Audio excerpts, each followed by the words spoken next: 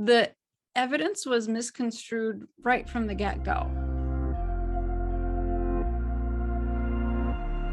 Estrogen was demonized for causing breast cancer when it was actually the progestin in the study that was causing that. That's the same progestin that's in all of our birth control, mind you.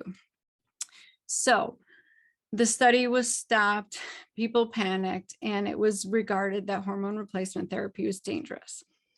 There's some other missing pieces to that puzzle.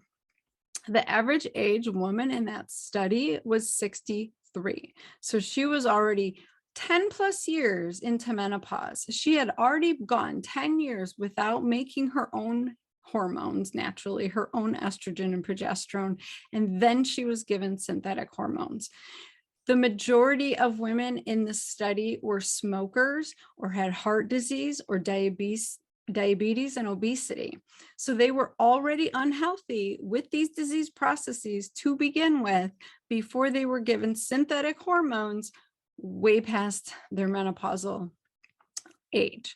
So there are many, many flaws in this study. Essentially, what this study did show us was that synthetic hormones are not safe. They do have risks associated with them, and we should be very careful when taking synthetic hormones.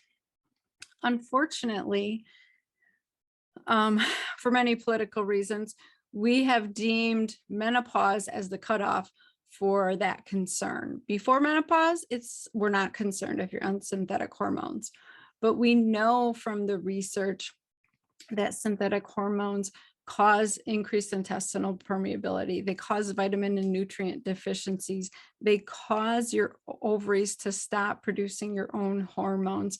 They cause low testosterone.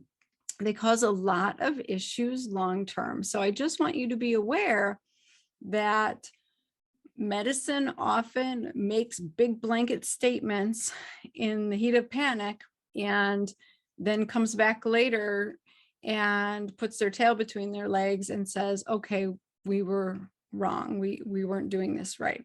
We saw that with the low fat, no fat diet of the 90s. Cardiologists said, yes, cholesterol causes heart disease. And 2 decades later, they say, oh, we were wrong. It doesn't actually cause heart disease. It's very necessary and healthy for living. So this stuff happens all the time. But what I want you to understand is bioidentical hormone replacement therapy is totally different than hormone replacement therapy with standard synthetic hormones.